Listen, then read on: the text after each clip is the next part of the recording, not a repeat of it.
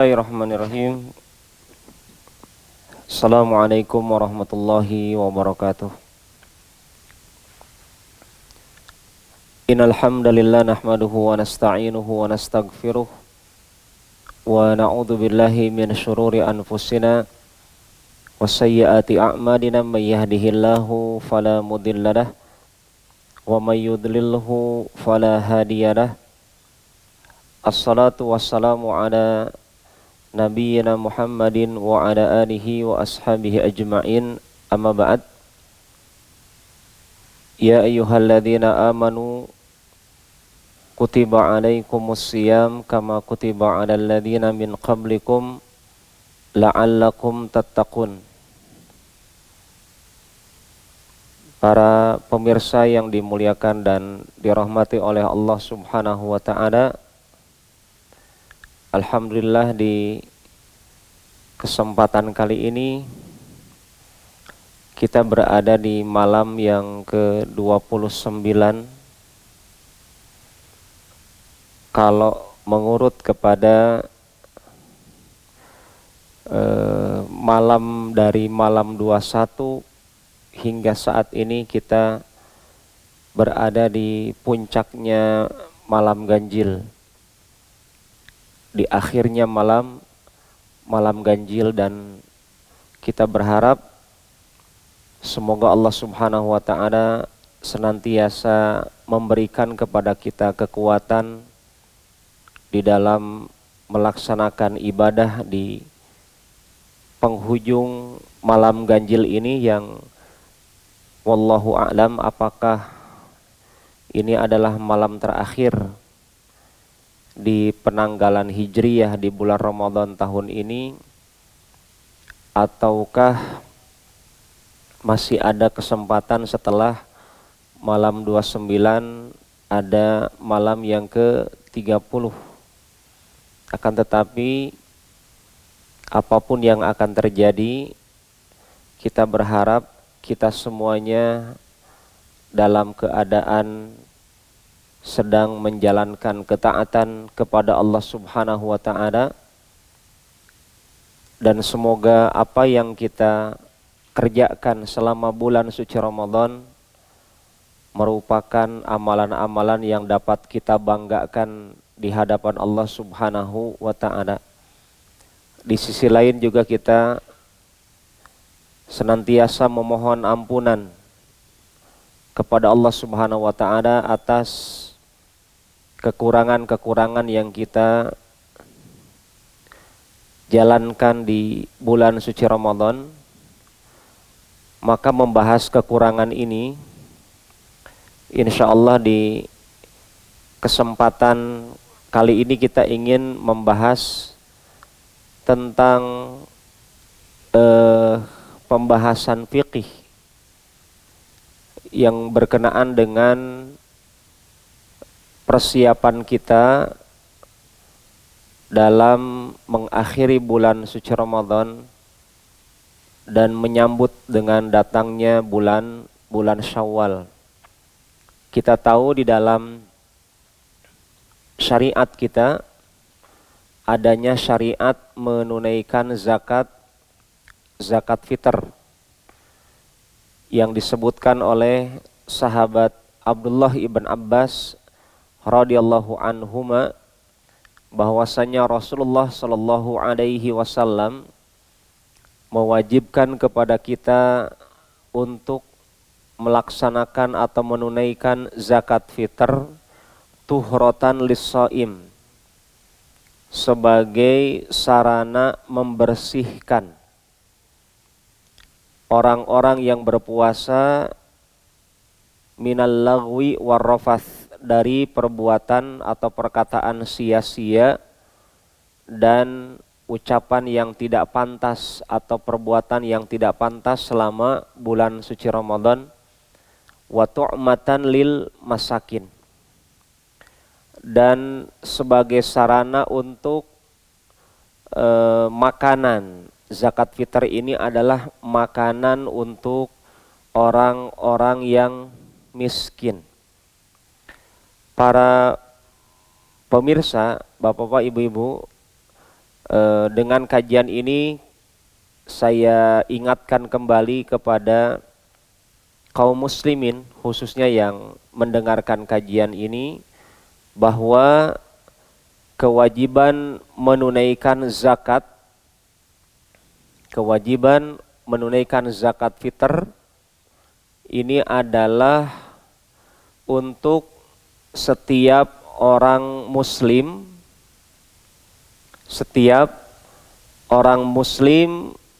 di hari Idul Fitri atau di penghujung bulan suci Ramadan. Perlu kita ketahui bahwa, dan pernah kita bahas di pertemuan sebelumnya, dinamakan zakatul fitr karena di antara syariatnya kenapa mesti diadakan zakat fitr, karena fitr adalah kembali berbuka, kembali makan, ya, kembali makan. Maka ketika pagi hari di tanggal 1 Syawal kita sebelum melaksanakan sholat id disunahkan untuk makan dulu, sarapan dulu. Dalam bahasa Arab sarapan adalah tanawalul fatur, al-fitr. Kita dianjurkan, disunahkan makan dulu di pagi hari sebelum sholat id untuk mengumumkan kepada seluruh umat Islam bahwa di hari itu adalah hari diharamkan saum.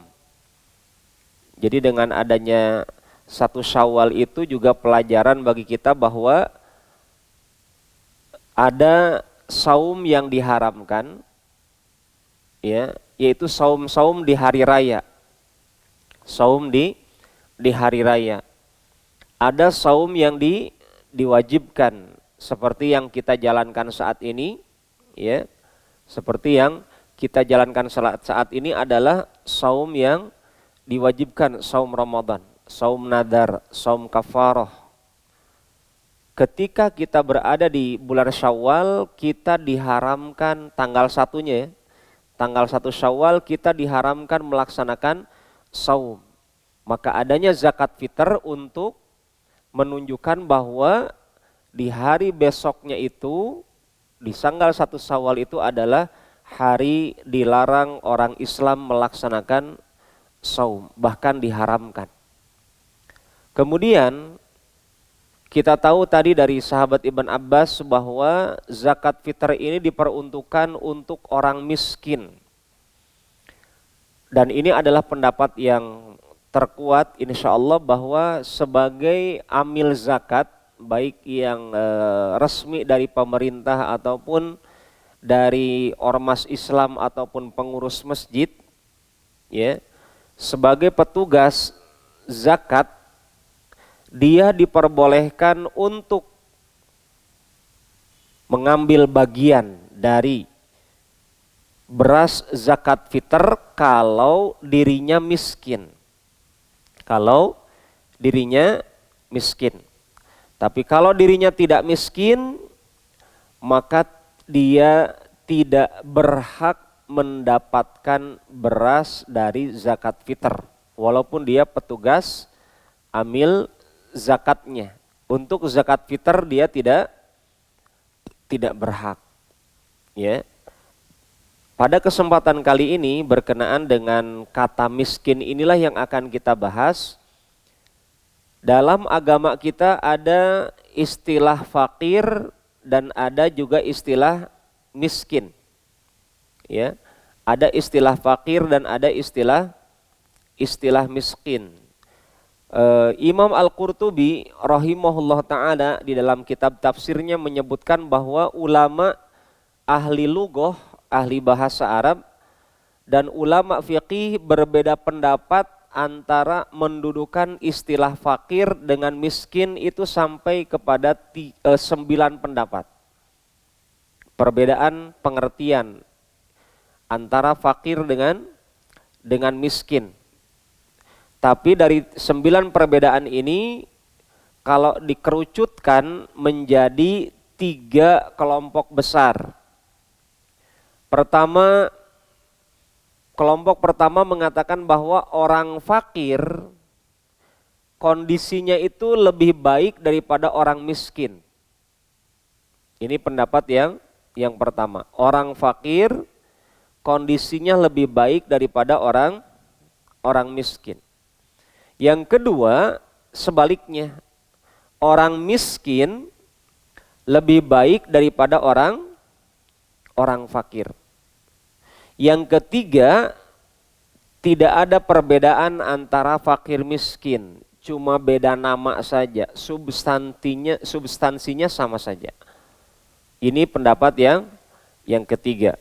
Menurut pendapat yang pertama, orang fakir lebih baik keadaannya daripada orang miskin. Zakat fitr, kata Nabi, diperuntukkan untuk orang miskin. Untuk orang miskin. Menurut pendapat pertama, dikarenakan orang miskin itu status sosialnya di bawah orang fakir. Di bawah orang fakir. Itu kalau menurut pendapat pertama. Makanya zakat fitr diperuntukkan untuk orang miskin. Menurut pendapat kedua sebaliknya. Karena pendapat kedua mengatakan orang miskin itu lebih baik daripada orang fakir. Artinya ketika zakat fitr diperuntukkan untuk orang miskin yang keadaannya lebih baik daripada orang fakir, maka menurut pendapat kedua, apalagi orang fakir lebih berhak lagi dengan zakat fitr daripada orang miskin.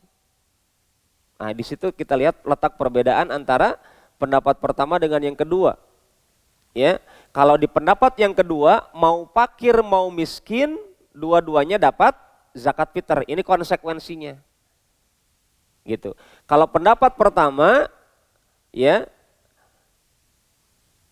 orang yang fakir tidak berhak dapat zakat fitr, tapi orang miskin berhak. Di sini terjadi perbedaan karena apa? Bermula dari perbedaan dalam pengertiannya.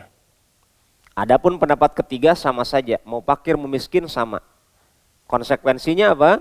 Ketika ada zakat fitr dibagikan, maka mau fakir mau miskin kedua-duanya adalah sama. Kemudian para pemirsa yang dimuliakan dan dirahmati oleh Allah Subhanahu wa taala, beberapa jamaah bertanya kepada saya tentang, Ustadz, apakah zakat fitr itu mesti diserahkan kepada amil zakat atau bagaimana? Ya, para ulama memberikan penjelasan kepada kita bahwa kita sebagai orang yang menunaikan zakat, misalkan Anda ingin mengeluarkan zakat fitr saat ini, mau malam hari, siang hari, sore hari, bisa. Ya.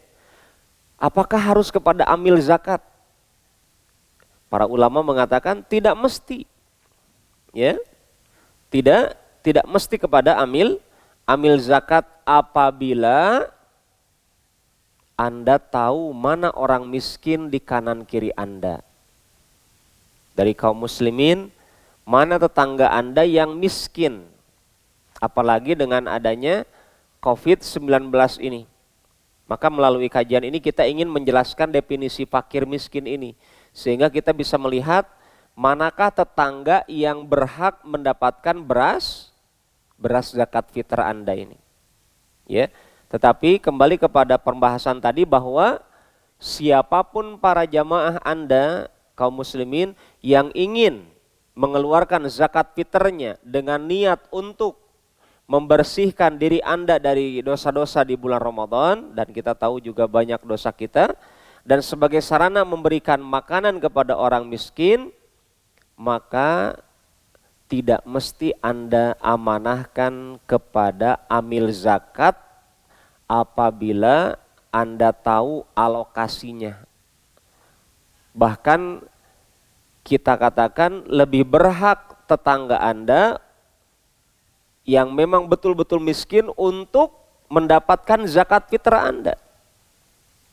Dan kata para ulama, tidak mesti menyampaikan kepada penerima itu, Bu ini zakat saya, tidak mesti. Cukup Anda sampaikan, Ibu ini ada rizki buat Ibu dengan keluarga, silakan dimanfaatkan, nggak masalah. Ya, karena redaksi seperti ini tidak disebutkan oleh Rasulullah SAW. Ya, termasuk di dalam menunaikan zakat fitr juga tidak mesti harus ada ijab kabul. Saya serahkan zakat ini, kemudian petugasnya mengatakan saya terima zakat ini, tidak mesti. Ya, tidak mesti mengucapkan seperti itu. Cukup Anda sampaikan ini zakat saya, ya sudah selesai. Ya, selesai, sederhana sebenarnya.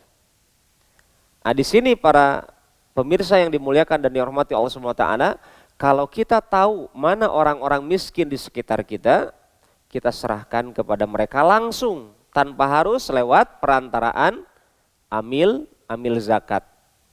Tapi kalau kita bingung mana orang-orang miskin, mana orang-orang fakir, ya, maka Anda boleh menitipkan, mengamanahkan kepada para petugas amil zakat untuk mengelola dan mendistribusikan, membagikan zakat fitr Anda. Ya, dengan catatan para amil zakatnya juga kita usahakan dapat amanah, dipercaya, bisa tersampaikannya amanah Anda kepada yang dituju. Baik, para pemirsa yang dimuliakan dan dirahmati oleh Allah Subhanahu wa taala, selanjutnya saya ingin membahas tentang perbedaan fakir miskin. Menurut pendapat yang terkuat, ternyata fakir itu kondisinya di bawah kondisi miskin. Orang miskin status ekonominya masih lebih baik dibandingkan orang fakir. Ya, ini menurut pendapat para ulama mayoritas. Dalil-dalilnya adalah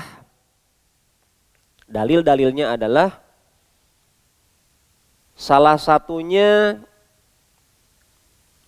surat Al-Kahfi. Nah, ini kepada para pemirsa, para pendengar, ingat ini malam Jumat, kita sudah berada di hari Jumat dan ini adalah Jumat kelima di bulan Ramadan. Dan ini merupakan hari terbaik. Bulannya bulan yang sangat baik, penuh kebaikan. Tinggal bagaimana diri kita masing-masing memperbaiki diri. Harinya hari terbaik. Ramadannya bulan berkah, bulan penuh kebaikan. Tinggal umat Islamnya saja memperbaiki diri. Yang paling utama memperbaiki apa? Tujuan kita bertemu Ramadan. Ghufira lahu ma taqaddama min dhanbi. Tujuannya agar kita mendapatkan ampunan dari Allah Subhanahu wa taala. Ya. Agar kita mendapatkan ampunan dari Allah Subhanahu wa taala. Termasuk kita menjalankan ibadah-ibadah di 10 hari terakhir ini. Coba Anda buka nanti dalam surat Al-Kahfi, ya. Di dalam surat Al-Kahfi Allah Subhanahu wa taala menceritakan kisahnya Nabi Musa dengan Nabi Khidir alaihi wassalam. Ya. Ketika Nabi Khidir mengatakan ammas safinatu fakanat limasakin ya'maluna fil bahari. Adapun perahu ini adalah miliknya orang miskin yang mereka bekerja di laut.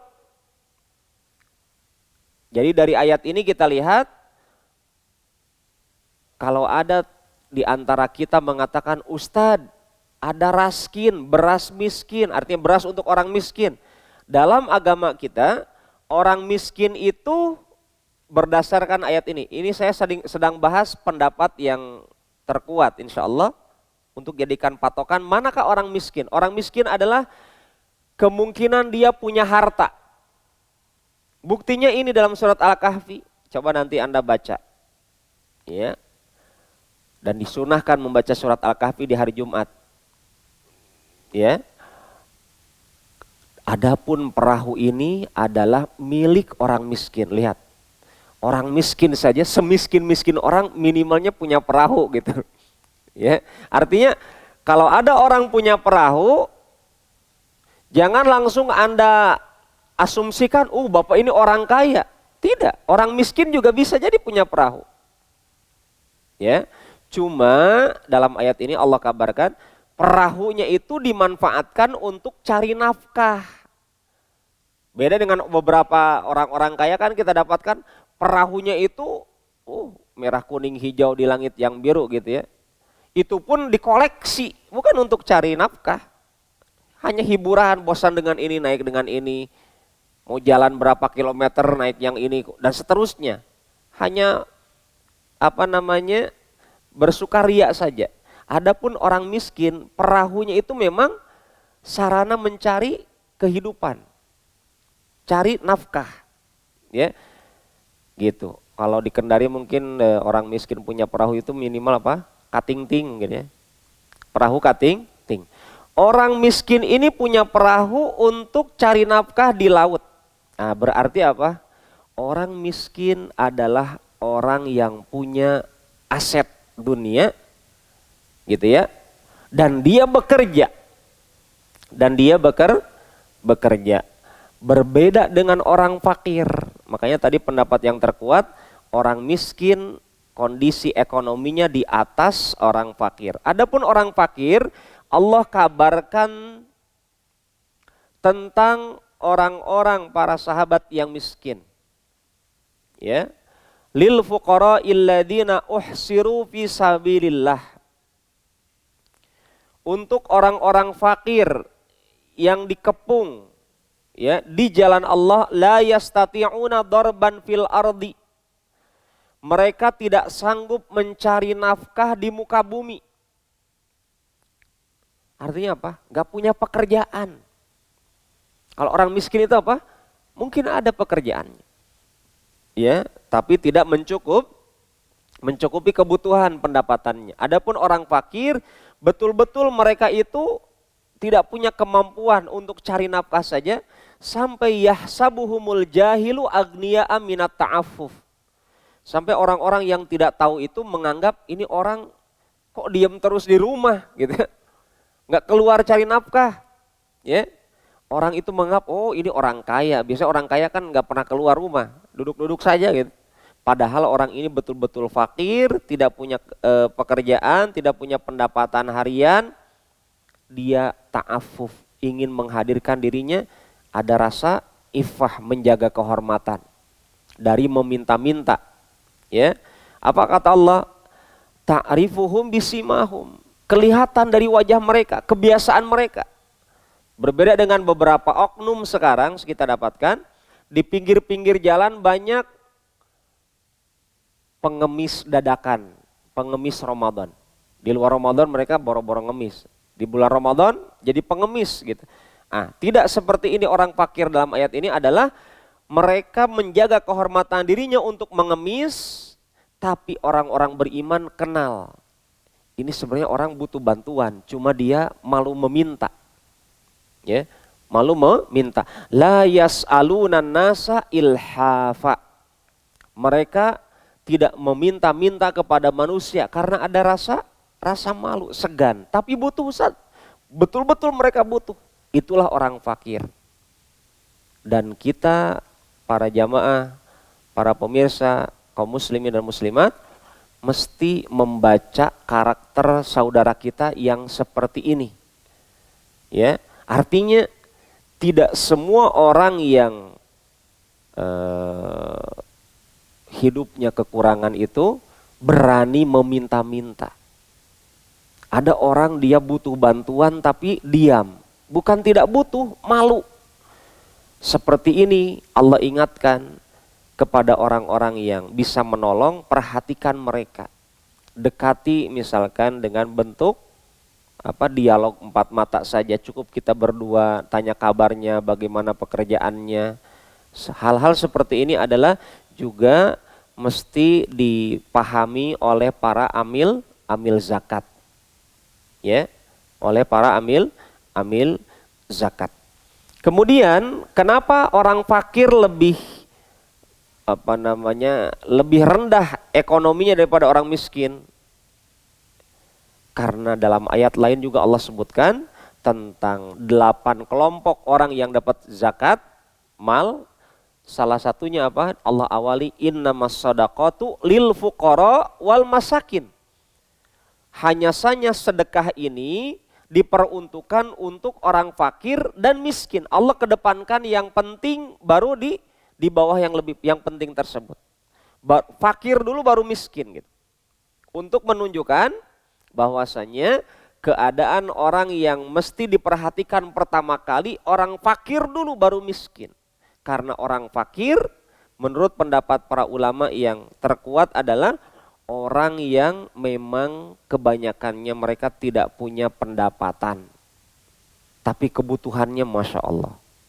Kalau orang miskin mereka adalah orang yang punya kegiatan, punya pendapatan tapi nggak cukup. Tidak cukup. Kemudian para pemirsa yang dimuliakan dan dirahmati oleh Allah Subhanahu wa taala, selanjutnya juga Syekh Al-Utsaimin rahimahullahu taala pernah beliau memberikan pengertian tentang perbedaan orang fakir dengan orang miskin. Ya. Orang fakir adalah alladzina la yajiduna syai'an, orang yang tidak mendapatkan sesuatu. Artinya dia punya kebutuhan banyak tapi tidak bisa memenuhi kebutuhan itu. Au yajiduna ba'dal kifayah, atau mereka tidak bisa memenuhi sebagian daripada kebutuhannya. Ya. Adapun orang miskin adalah al-masakin yajiduna aktsaruha aw nisfaha. Adapun orang miskin mereka mampu memenuhi kebutuhannya secara dominan, lebih banyak mereka bisa memenuhi kebutuhannya walaupun tidak semuanya, atau minimalnya orang miskin itu kebutuhannya dia bisa penuhi 50%-nya. 50%-nya dia nggak sanggup. Tapi kata Imam Utsaimin, memenuhi kebutuhannya itu kebutuhan siapa? Bukan hanya kebutuhan dirinya. Tapi orang miskin ini adalah memenuhi kebutuhan dirinya dan orang-orang yang di bawah tanggungannya. Jadi sebagai amil zakat juga termasuk bagi orang-orang kaya yang akan menunaikan zakat hartanya, ketika akan disalurkan kepada orang miskin. Definisi miskin kata Imam Utsaimin adalah orang miskin ini misalkan dirinya, istrinya, anaknya misalkan. Begitu ya, anaknya 3, istrinya kemudian dirinya. Kemudian dilihat orang ini ya pendapatannya ada. Nah, makanya di sini saya ingin ingatkan bahwa tidak semua orang yang bekerja dikatakan tidak miskin, bisa jadi miskin. Ada orang misalkan, mohon maaf ya, pekerja pegawai negeri kah atau swasta, bisa jadi ada gaji bulanannya, tapi pengeluarannya itu melebihi apa? Melebihi pendapatannya. Pengeluaran apa? Yang primer. Pengeluaran yang primer untuk menafkahi dirinya, istrinya, anak-anaknya, apalagi anaknya yang satu mungkin sekolah SMP, yang SMA, SD dan seterusnya. Ya. Walaupun punya pendapatan bulanan, rutin, gaji rutin, tapi ketika dievaluasi, kata Ibnu Utsaimin, orang miskin itu apa? Dia memang bisa memenuhi kebutuhannya secara hampir menyeluruh atau minimalnya 50%-nya. Tapi 50%-nya dia terseok-seok cari nafkah. Dia sudah berusaha siang malam, tapi dia hanya sanggup memenuhi 50%-nya saja. Setengahnya lagi dia belum sanggup memenuhi kebutuhan menafkahi anak istrinya. Ya, ini masuk kategori miskin. Maka kata beliau Ibnu Utsaimin, al-mu'tabar laisa faqat ma yakfihi lil akri wasyurbi wasukna wal kiswa fahasb. Jadi patokannya miskin itu adalah bukan hanya, Ustaz, orang miskin itu katanya kalau makannya cukup pas-pasan, orang istilah Indonesia ya. Orang miskin adalah orang yang hidupnya pas-pasan. Bukan hanya pas-pasan begitu, harus kita rinci kata beliau. Orang miskin itu patokannya bukan hanya dia hanya cukup untuk makan harian, ya, makan minum. Dia punya tempat tinggal, Ustadz, iya, ya, pakaian. Bukan hanya itu kata Ibnu Utsaimin. Bal yashmulu hatal i'faf awin nikah. Sampai pada contoh misalkan ini bujang nih, ketika bulan Syawal kan disunahkan menikah. Ya, karena Ibunda Aisyah menikah dengan Rasulullah SAW di bulan Syawal, ya. Kalau ada seorang pemuda, ya, dia punya keinginan kuat untuk menikah, dan menikahnya misalnya apalagi ini bulan Syawal dekat-dekat, dia sanggup semasa hidupnya saat ini masih jomblo ini, ya, untuk makan minum dia biasa, nggak minta-minta, dia bisa mencari sendiri makan minum, pakaiannya, kebutuhan primernya gitu. Tempat tinggalnya dia punya. Tapi kata Ibnu Utsaimin, memang dia punya tempat tinggal, pakaian, makanan, minuman, itu hal-hal pokok gitu kan, primer. Tapi ketika dia akan menikah, ini contoh kasus orang miskin nih. Ketika dia akan menikah, mas kawinnya nggak cukup. Sampai pada contoh mas kawin. Ya. Dia punya niat untuk menikah tapi mas kawinnya nggak cukup. Kata Ibnu Utsaimin, ini masuk kategori orang miskin.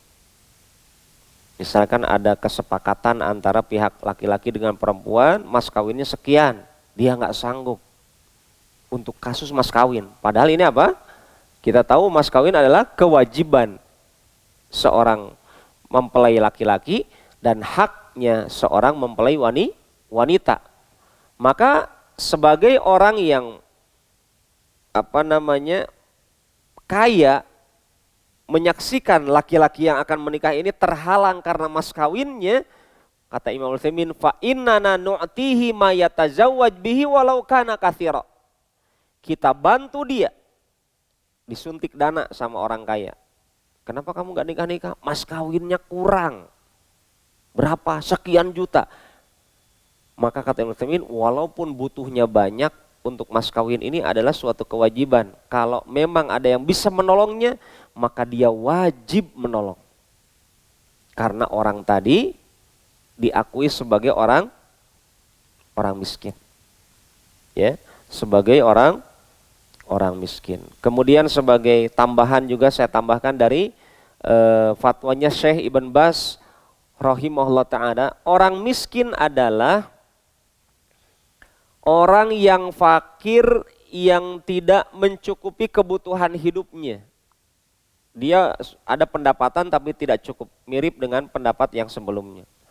Adapun orang fakir asyaddu hajah minhu, melebihi kondisi orang miskin.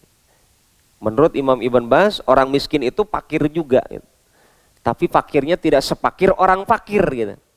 Ya, orang miskin itu adalah dia hidupnya punya pendapatan tapi tidak cukup untuk kebutuhan primernya. Adapun orang fakir lebih di bawah orang miskin.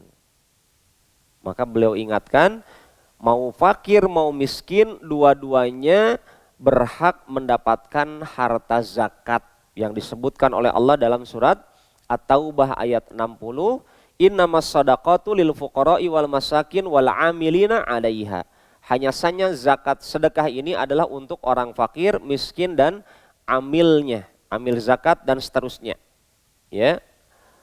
Wa man kana lahu dakhlun yakfihi lit ta'ami wasyarabi wal kisa' walisukna min waqfin aw kasbin aw wadhifah aw nahwahu aw nahwa dzalik fa innahu la yusamma faqiran wala miskina wala yajuzu an tusrafa lahu zakah. Kata Imam Ibn Baz, Kalau ada orang punya pendapatan, kalau ada orang punya pendapatan, punya masukan rizki gitu ya, untuk makan minumnya, untuk pakaiannya, untuk tempat tinggalnya, baik dari wakaf, di sini adalah dari tempat yang dia miliki, atau pekerjaan, atau jabatan profesi, atau yang semisal itu.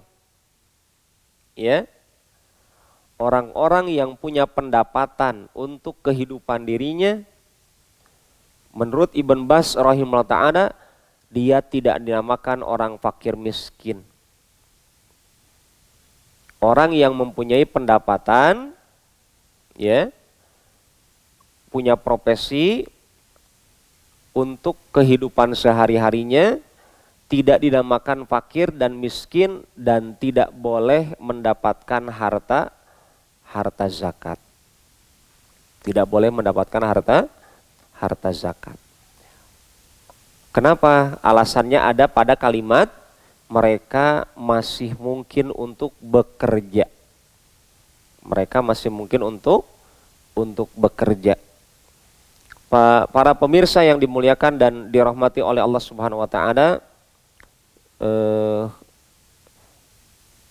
kurang lebih ini yang dapat kita angkat di kesempatan kali ini. Tujuannya adalah agar memberikan pembanding antara kondisi fakir dengan miskin, bahwa kesimpulannya para ulama menyebutkan ketika zakat fitr diperuntukkan untuk orang miskin, maka apalagi untuk dialokasikan kepada orang fakir itu lebih membutuhkan lagi, ya, lebih membutuhkan lagi. Dan menurut pendapat yang terkuat bahwa orang yang miskin, walaupun mereka mempunyai pendapatan harian tapi tidak berkecukupan, maka walaupun para ulama terjadi perbedaan pendapat dalam hal ini, maka walaupun mereka punya pendapatan, orang miskin ini, tapi tidak cukup, maka kembalilah kepada firman Allah, innamas shadaqatu lil fuqara'i wal masakin. Hanya saja sedekah itu diperuntukkan untuk orang fakir dan miskin dan seterusnya. Maka walaupun dia punya pendapatan, tetap kalau memang dirasa tidak cukup untuk memenuhi kebutuhan primernya, maka dia berhak untuk mendapatkan harta zakat, salah satunya zakat fitr. Walaupun, ini saya tambahkan tentang hal ini, Ustadz, orang ini tadi baru berzakat, dengan kondisi miskinnya dia baru berzakat, terus setelah berzakat, pagi harinya berzakat, siang harinya dia dapat zakat fitr. Ya, kenapa demikian? Sah-sah saja, boleh diambil, diambil. Kenapa? Yang pertama, syarat wajibnya mengeluarkan zakat fitr adalah dia muslim, laki-laki perempuan, mau kecil mau dewasa, mau budak mau merdeka, selama orang itu bertemu dengan bulan suci Ramadan, mau miskin mau kaya, semua berkewajiban menunaikan zakat. Artinya dalam kondisi seperti itu, dengan kondisi miskinnya itu, dia harus memahami, oh ini kewajiban saya. Itu yang harus dipahami betul sama orang-orang yang merasa dirinya miskin. Ya, tetap Anda mendapatkan kewajiban zakat fitr, untuk menghapus dosa-dosa Anda di bulan suci Ramadan dan membantu saudara Anda yang lebih miskin dari Anda. Itu niat awalnya. Kemudian Anda tunaikan itu zakat fitr. Ingat, syaratnya orang miskin berzakat fitr apa? Dia masih bisa menyisakan hartanya, makanannya untuk disantap besok di hari raya. Maka orang miskin ini, dia mendapatkan kewajiban zakat fitr. Kenapa? Setelah dia bagi, oh ini untuk zakat fitr keluarga saya. Oh ini sebagiannya untuk saya siapkan besok hari. Nah itu baru Anda wajib zakat fitr. Walaupun miskin Ustadz, iya. Tapi kalau Anda pikir-pikir, nggak ada lagi ini untuk besok. Jangankan untuk tetangga saya yang miskin, untuk saya saja nggak ada, cuma ini saja, gitu ya. Maka orang itu tidak berkewajiban zakat dan tidak berdosa karena tidak mampu.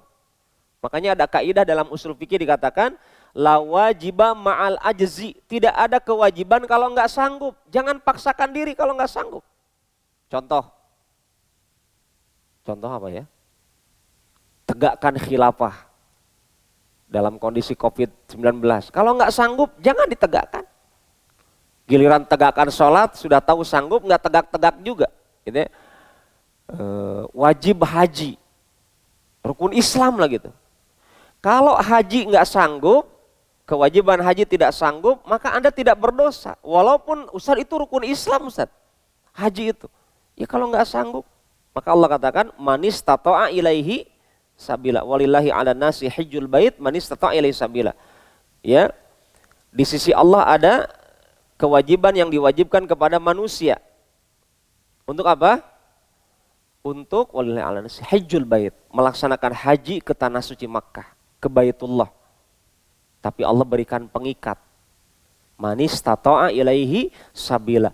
Kalau kalian sanggup, kalau kalian mampu, rukun iman yang Islam yang kelima ini kalian sanggup melaksanakannya, silakan berangkat haji. Tapi kalau nggak sanggup, Ustaz saya berdosa berarti saya bukan orang Islam. Tidak, tetap Anda Muslim.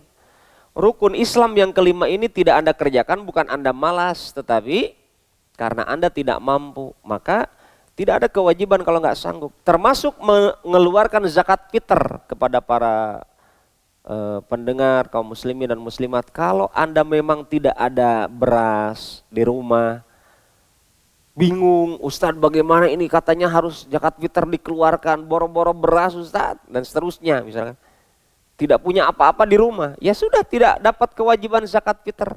Justru yang ada Anda berhak mendapatkan zakat fitr. Jadi zakat fitr hak siapa? Hak orang yang miskin sekali sampai akan masuk derajat fakir.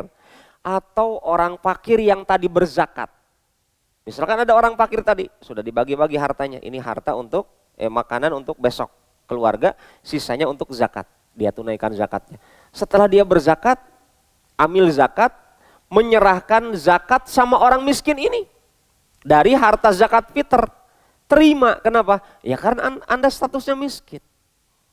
Jadi inilah maknanya zakat fitr diperuntukkan untuk orang miskin, seperti itu adanya. Ya, semoga apa yang kita kaji ini bermanfaat. Wallahu ta'ala a'lam. Sebagai kata penutup para pemirsa, kalau ini adalah malam terakhir di bulan Ramadan, sebagaimana doanya para ulama, Allahumma ja'al khaira a'malina khawatimaha. Ya Allah, jadikanlah amalan-amalan yang terbaik yang saya miliki adalah penutupnya. Kalau kita sudah melewati Jumat pertama, kedua, ketiga, keempat, sekarang Jumat terakhir di bulan Ramadan, kalau ada kekurangan di 4 Jumat sebelumnya, semoga Jumat ini sebagai pelengkap kekurangan kita di 4 Jumat sebelumnya di bulan suci Ramadan, dan itu yang terbaik. Innamal umuru bil khawatim. Urusan hidup kita tergantung akhirnya, finishnya, bukan startnya. Jadi kalau selama ini baca Quran kita di 28 hari kurang bagus, maka saat inilah kita perbagus. Ya, kalau selama bulan Ramadan kemarin sedekahnya kita kurang maksimal, sebenarnya saatnya lah inilah maksimalkan sedekah kita. Kalau doa kita, ya, penyesalan kita, taubat kita di hari-hari kemarin tidak maksimal juga, saatnya kita maksimalkan sekarang. Kenapa? Karena Allah melihat amalan kita itu di akhirnya. Dan kita ingat, ada hadis Nabi mengatakan ada orang semasa hidupnya itu mengamalkan amalan penghuni surga. Sampai antara dirinya dengan surga tinggal 1 hasta. Tapi takdir berkata lain, dirinya mesti menjadi penghuni neraka sebelum meninggal. Nah, ini penutupnya. Sebelum dia meninggal, dia mengamalkan amalan penghuni neraka, akhirnya dia dimasukkan ke dalam neraka. Sebaliknya, ada orang semasa hidupnya dia mengamalkan amalan yang sangat tidak etis, amalan-amalan buruk, kemaksiatan-kemaksiatan, sampai antara dirinya dengan neraka tinggal satu hasta. Tapi takdir berkata lain. Allah sayang sama orang ahli maksiat ini. Dia ditakdirkan di akhir hidupnya dia bisa bertaubat, dia bisa menyesal, dia bisa menangis karena Allah, dia kembali ke jalan Allah. Sebelum meninggal dia melaksanakan amalan soleh, akhirnya dosa-dosanya diampuni, kemudian dia dimasukkan ke dalam surga. Kalau ada di antara kita di awal-awal Ramadan, dia banyak kekurangan-kekurangan dengan dosa-dosa yang dia kerjakan, maka jangan berkecil hati. Patokan amalan kita sekarang di hari-hari terakhir ini, dan insya Allah dengan mudah Allah akan menghapus keburukan Anda, bahkan diganti keburukan kita dari 1 Ramadan sampai 29 ini dengan kebaikan-kebaikan. Syaratnya kita bertaubat kepada Allah Subhanahu wa ta'ala, ya. Illa man taba wa amana wa amila amalan sholihan fa ulaika yubaddilullahu sayyi'atihim hasanat. Orang yang bertaubat, beriman dan beramal soleh, diganti keburukannya itu jadi kebaikan.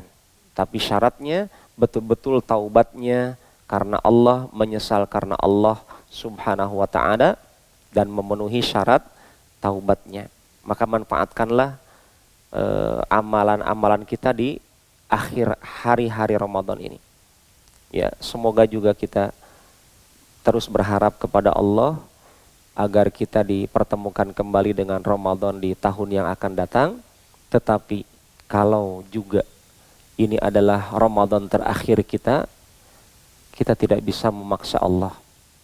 Kalau memang ini adalah Ramadan terakhir kita di dunia, ya, maka kita memohon kepada Allah semoga ini adalah Ramadan terbaik kita yang pernah kita jalani semasa hidup, insyaallah ta'ala. Demikian apa yang dapat kita kaji. Wallahu ta'ala a'lam bissawab. Subhanaka Allahumma rabbana bihamdik, asyhadu an la ilaha illa anta, astaghfiruka wa atubu ilaik. Wa sallallahu wasallam ala nabiyyina Muhammad walhamdulillah. Assalamualaikum warahmatullahi wabarakatuh.